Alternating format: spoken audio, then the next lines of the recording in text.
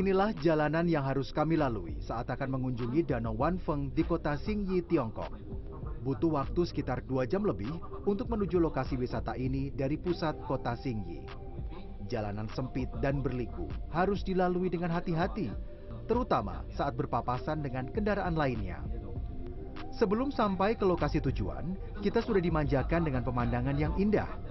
Di balik pegunungan, sesekali kita bisa melihat sekilas Danau Wanfeng selama perjalanan.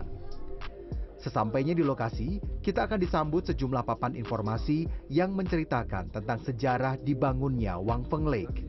Salah satu cara menikmati keindahan danau ini adalah dengan menaiki kapal atau perahu wisata. Sebelum menuju dermaga, kita harus menuruni anak tangga terlebih dahulu. Ya, saat ini saya berada di Wanfeng Lake atau Danau Wanfeng di tengah pegunungan Kars, dan danau ini adalah menjadi sumber air bagi warga sekitar dan juga jadi pembangkit listrik untuk kawasan Guangzhou dan sekitarnya gitu ya. Jadi ini menjadi destinasi wisata favorit kalau kita berkunjung ke kawasan Guizhou ini, dan nanti kita akan keliling di danau ini dengan naik boat, naik perahu sambil melihat-lihat kira-kira ada apa yang bisa kita lihat di kawasan danau ini. Sebelum masuk ke dalam dermaga, kita harus membeli tiket seharga 80 yuan atau sekitar Rp184.000. Kita juga diminta menunggu terlebih dahulu untuk memastikan perahu nantinya dapat terisi penuh. Sambil menunggu, kita bisa duduk-duduk di tempat yang sudah disediakan.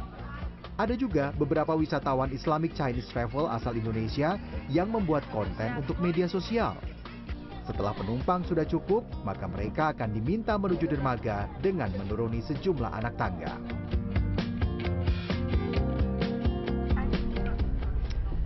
Kapal-kapalnya yang akan membawa keliling Danau Wanfeng.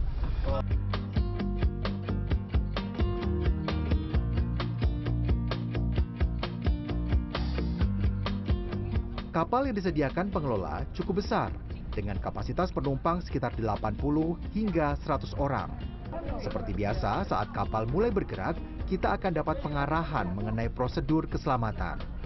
Sayangnya, bahasa yang digunakan adalah bahasa Mandarin, sehingga tak banyak yang bisa saya pahami. Selang 5 menit berjalan, penumpang diperbolehkan menuju bagian atas kapal untuk melihat pemandangan secara langsung. Angin dingin langsung menyambut saat kita menuju keluar kapal. Tapi ini tak menyurutkan niat penumpang untuk segera bergegas menuju lantai 2 kapal untuk mengabadikan momen.